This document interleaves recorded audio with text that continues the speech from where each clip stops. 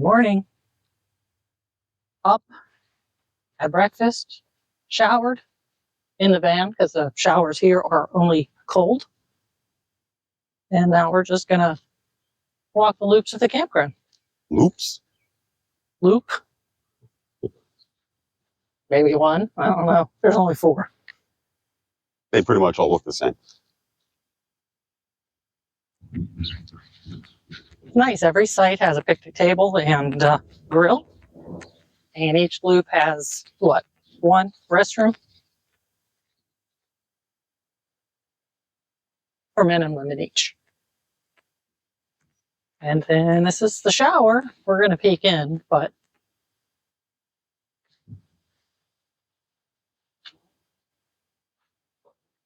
real exciting. It's a shower. Cold water. Cold water. Actually very happy with the site we got. Not that these are bad, but we had a lot of privacy compared to these few here.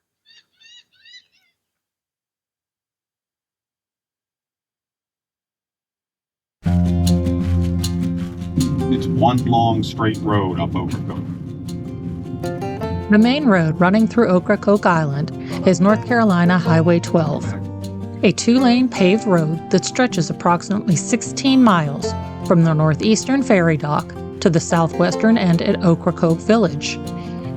It's the primary thoroughfare for the island, part of the scenic Outer Banks National Scenic Byway, and serves as the lifeline for accessing the island's beaches, village, and attractions. The road is generally well maintained, but is susceptible to ocean overwash, especially on the northern end near the ferry terminal.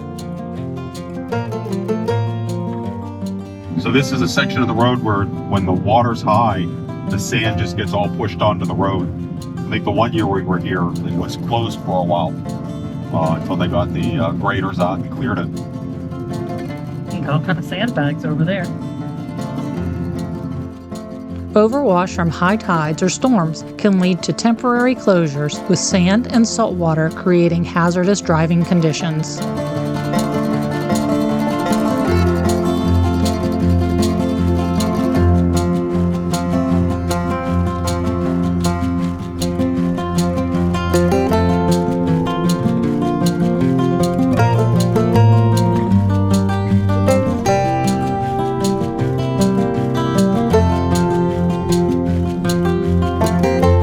The Hatteras-Ocracoke Ferry is a vital, free service operated by the North Carolina Department of Transportation, connecting Hatteras Island to Ocracoke Island across the Hatteras Inlet. Spanning about 5 miles, the scenic 60 to 75-minute crossing links the Hatteras Ferry Terminal to Ocracoke's North Ferry Terminal, running year-round on a first-come, first-served basis with no reservations needed.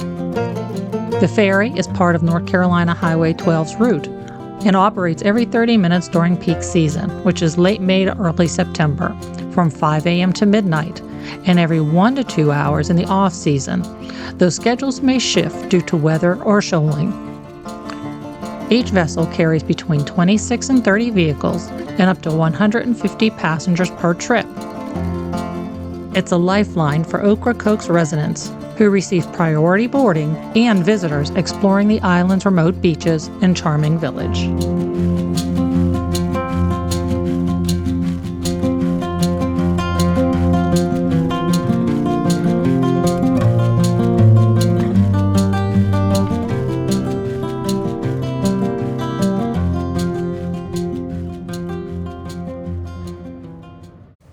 During your ferry ride, passengers can enjoy a range of activities to make the most of the scenic journey.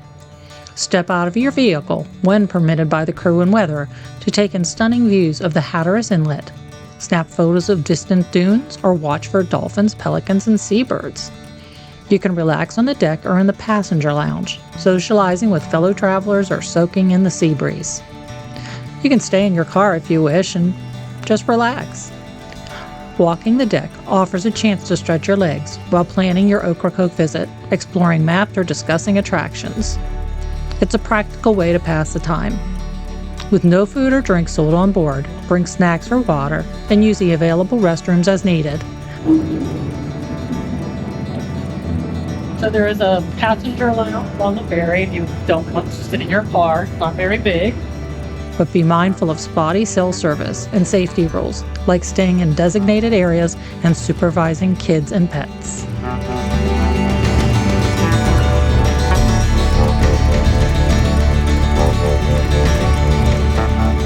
And our ferry is not very full compared to that one.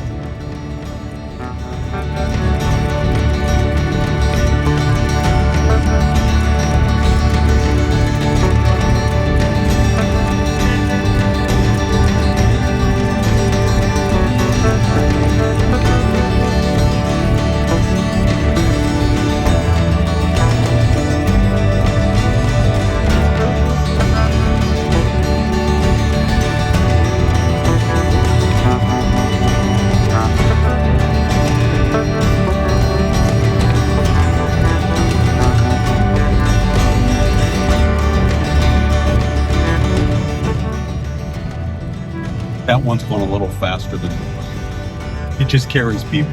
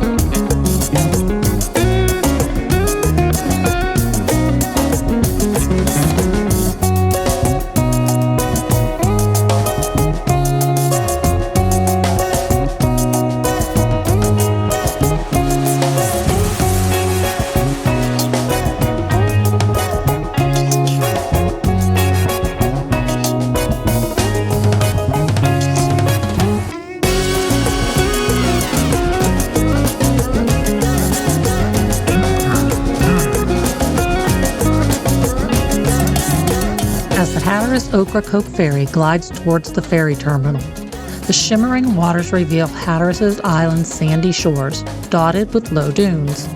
The terminal's weathered dock and pilings emerged, backed by scrubby vegetation, while seabirds like gulls soar overhead. In the distance, the Hatteras Lighthouse, black and white spiral, peaks above the horizon. Nearby, other boats, small fishing vessels, and occasional sailboats bob on the inlet's gentle swells. So what? Once we dock, we're going to what's the museum? Graveyard of the Atlantic Museum. Which we think is just across. The air carries the ferry's hum, blending with the clatter of the vehicles waiting at the ramp to roll onto the Highway 12 ferry, creating a serene yet lively Outer Banks scene under the vast sky.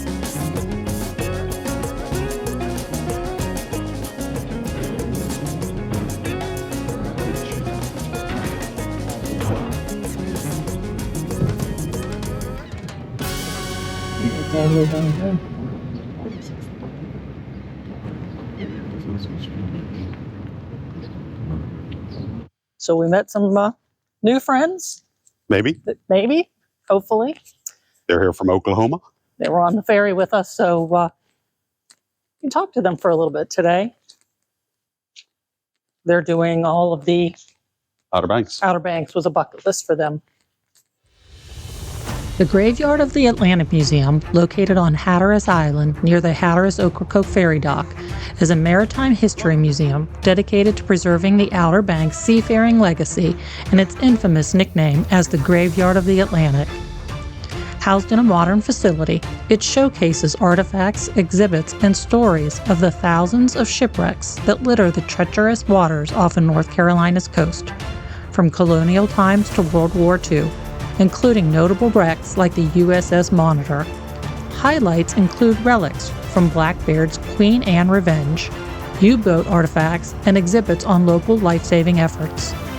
Open daily, with free admission, the museum also features rotating displays, a gift shop, and programs like history talks, making it a vital cultural stop for visitors.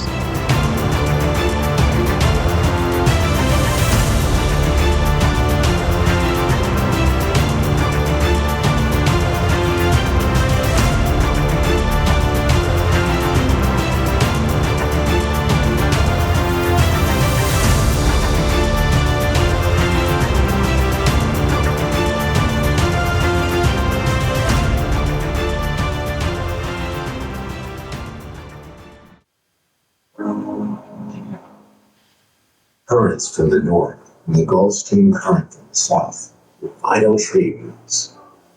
An Atlantic Ocean highway. But the cold waters from the north and the warm waters of the Gulf Stream clash, causing turbulent seas, powerful storms, and intense fog that has doomed many vessels to a watery grave. The constantly shifting sands along the coast posed another danger, along with Cape shoals where converging currents at Cape points eject sand miles out into the ocean, creating shallow sandbars waiting to ensnare unsuspecting vessels. Each of the three main capes along North Carolina's coast has a shoal field: Frying Pan Shoal, Lookout Shoal, and Diamond Shoal. Lighthouses were built as a warning, aid to navigation, while life-saving stations protected mariners and civilians from the treacherous seas. Weather, war, piracy, and human error have led to many disasters over hundreds of years, with countless stories to tell. 4 U-boats. What, these? The red, yeah. Crazy. Never realized they were that active here.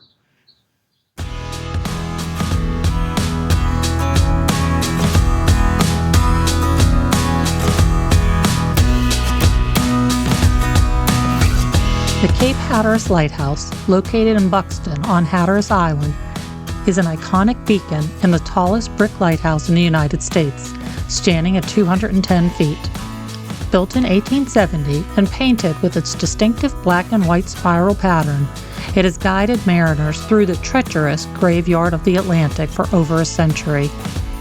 Part of the Cape Hatteras National Seashore, the lighthouse was famously relocated 2,900 feet inland in 1999 to protect it from coastal erosion, a feat of engineering. Visitors can climb its 257 steps for panoramic views of the Atlantic and Outer Banks, typically from April to October, weather permitting. The adjacent museum and visitor center offer exhibits on its history, maritime heritage, and the National Park Service's preservation efforts.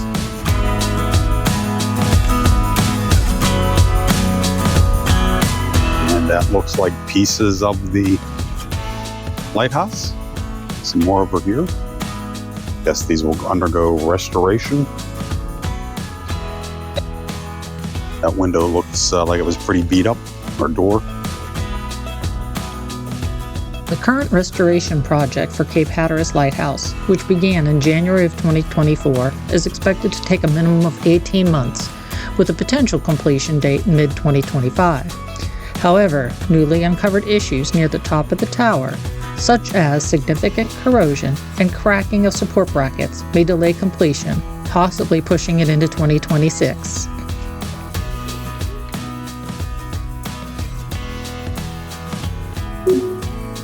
Since that was sort of a waste, we are now going to go to Kite Point Beach, I think it's Kite Beach. where they do kite surfing, sailing. What is it?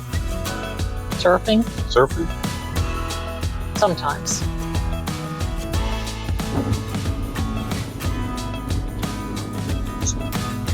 So no kite surfers, but I wonder what those things are called. Maybe motorized surfboards. Some sort of a hydrofoil. Look how far out he is. How shallow it must be.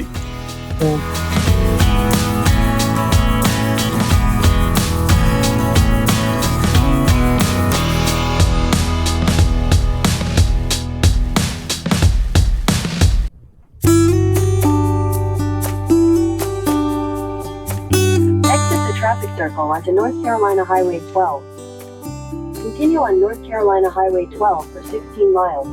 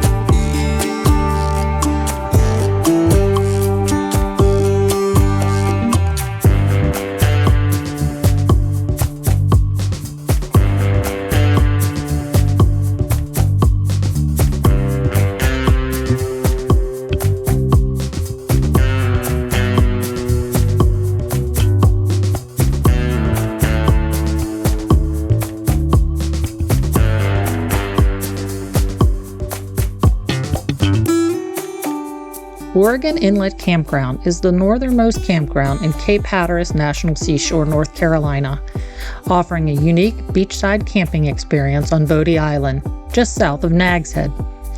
With 107 campsites across 3 loops, it provides basic amenities like flush toilets, potable water, heated outdoor showers, picnic tables, and charcoal grills, with 47 sites offering electric and water hookup.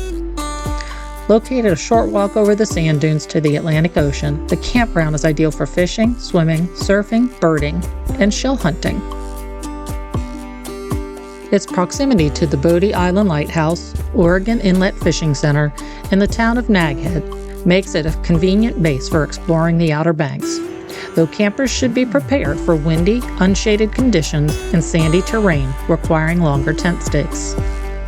As of February 2025, campsite costs are $28 a night for standard sites without utilities and $35 a night for sites with electric and water hookups.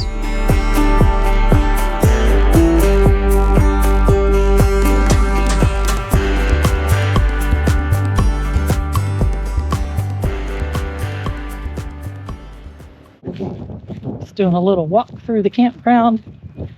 Going to attempt to go across the street, I believe, and I think there's a restaurant and maybe a little store, so we are going to see if we can get there from here.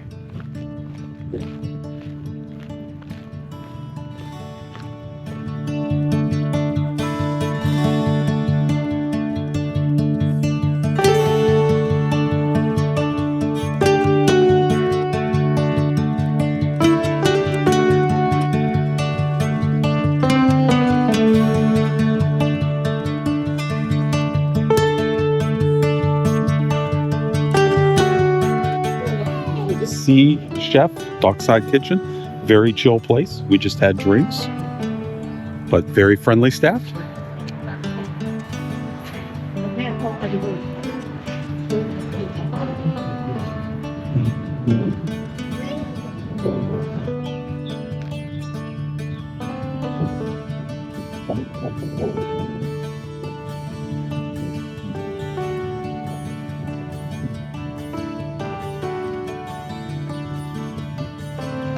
We found the shortcut back from the marina area, which is over there. And now it's time to make tacos. So we decided to cook outside tonight because it's so nice. It's like perfect. And look.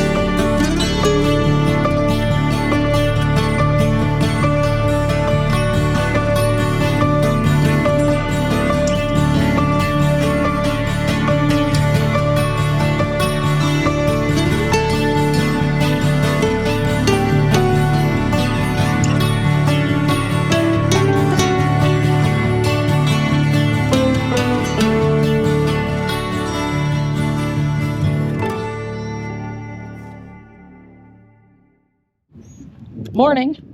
The storms have rolled through overnight, partially this morning. So we're catching a brief moment without rain. We're going to walk out to the beach. And then head home. And then head home because, the weather's not so great, but we'll come back. Dog. Oh, wolf. Rare beach wolf. Might actually be easier walking in the sand right now.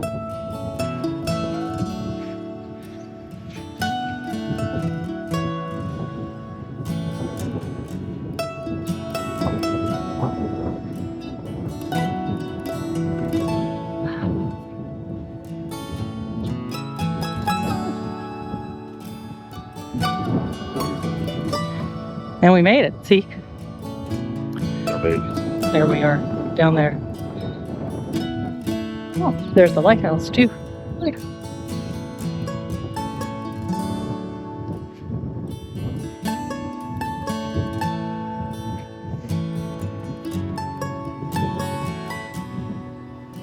Grumpy won't let us drive on the beach. State of North Carolina won't let us drive on the beach.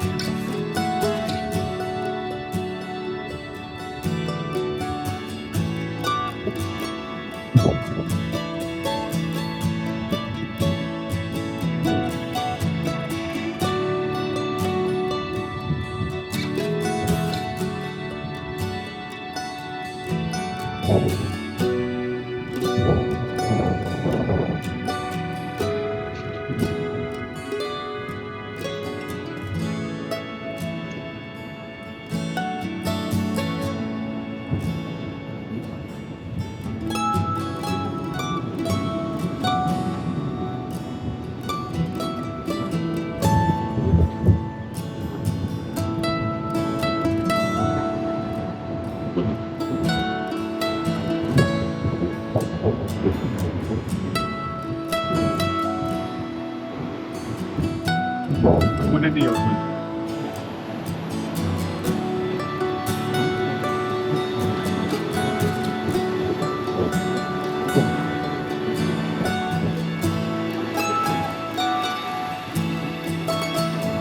It's cold. It's not terrible. That's our trip. That's our trip to the ocean. So we're going to try out our pump control for back at the foot wash area. Hopefully this turns on.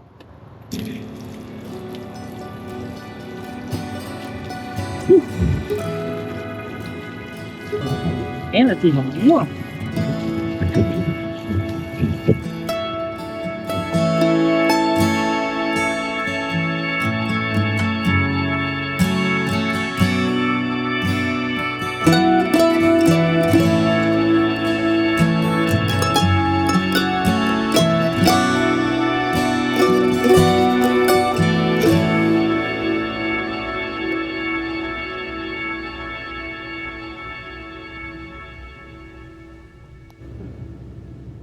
The drawbridge ahead is opening for boats to pass through.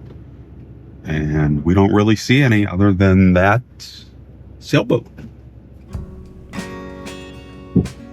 The Lindsay C. Warren Bridge, also known as the Alligator River Bridge, is a 2.5-mile, 2-lane swing span bridge on US 64. Built in 1960, it connects the mainland to the Outer Banks, serving as a critical link for freight, tourism, and hurricane evacuation routes. Named after a former U.S. representative, the bridge opens up 35 times daily for maritime traffic, but its aging structure is considered functionally obsolete and structurally deficient, though still safe. A $226 million replacement project is underway to construct a new fixed-span bridge with a 65-foot vertical clearance, eliminating the need for a swing mechanism, with completion expected by late 2025. This is very fun, isn't it? A lot of hurry up and wait. There we go.